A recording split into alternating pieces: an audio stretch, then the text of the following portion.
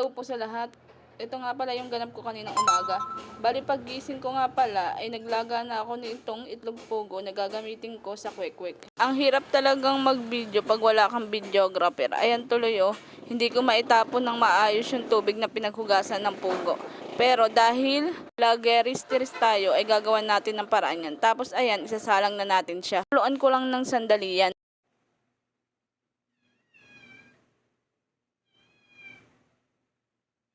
Tapos ko nga palang pakuluan yung itlog ng pugo ay nagsaklang na rin ako ng sinaing para sa kakainin na umagahan ng aking mga anak. Lalagyan ko yan ng suka kasi maaga pa nung oras na yan. Mga 3:30 pa lang ata yan nung nagsasaing ako. Kaya ayan, lalagyan natin ng suka para hanggang hapunan na namin kanin yan. Isa sa problema talaga nating mga nanay ay mag-isip na kung ano ang uulamin. Kaya ayan, kinuha ko na lang tong tosino sa rep para ayun na lang yung lulutuin ko para sa umagahan nila. Forward na tayo niyan. Bali tapos na ako magluto at saka maligo kaya aalis na ako para pumunta ng palengke. Bibili kasi ako ng mga paninda ko, yung kikiam at fishball. Ginising ko na rin si Ashley dyan. Bago ako umalis ay ginising ko na siya. Tas ayan, nasa Tanay na ako. Jeep ako sumakay kaya naglalakad ako papunta dito sa likod sa bilihan ng mga gulay.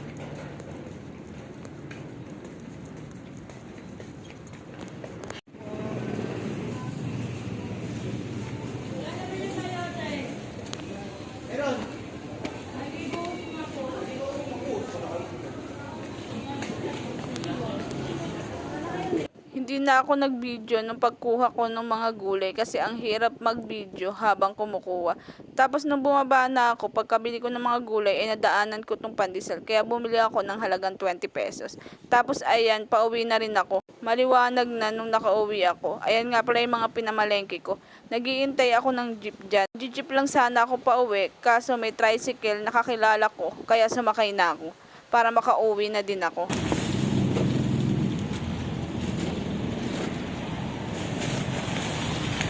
Pagka-uwi ko naman at nakapasok na rin si Ashley, ay nagbukas na ako nitong tindahan. Pagkabukas ko naman ng tindahan, ay agad na akong pumasok kasi ilalagay ko muna sa rep tong aking mga pinamalengke para sa aking paninda mamaya.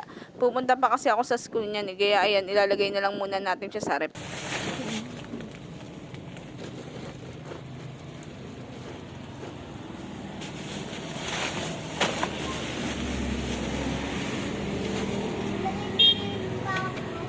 Oo. Dito na lang. Salamat sa panonood. Bye!